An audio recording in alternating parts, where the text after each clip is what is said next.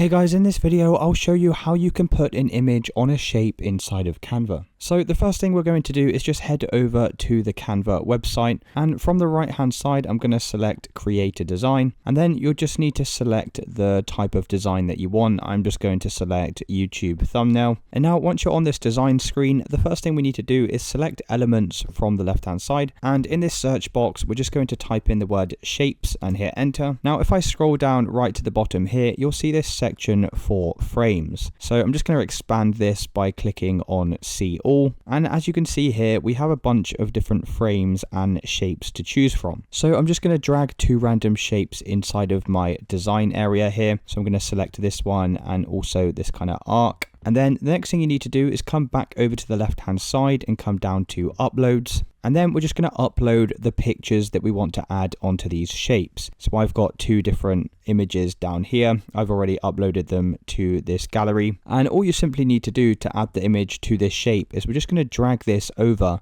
And as you can see, once you align it up with the shape, it will automatically fill this area. And we can also do the same for this shape over here. And as you can see, this changes the shape of the image to the shape behind it. So another thing you can do here is come back over to elements. And then from this menu, we're just going to come all the way over to all. And down here, you have two different options. We also have graphics and shapes that we can also use. So let me just get rid of these two examples here. And what you can do is you can come over to graphics by selecting see all, and as you can see we have a bunch of different shapes and graphics and things inside of here.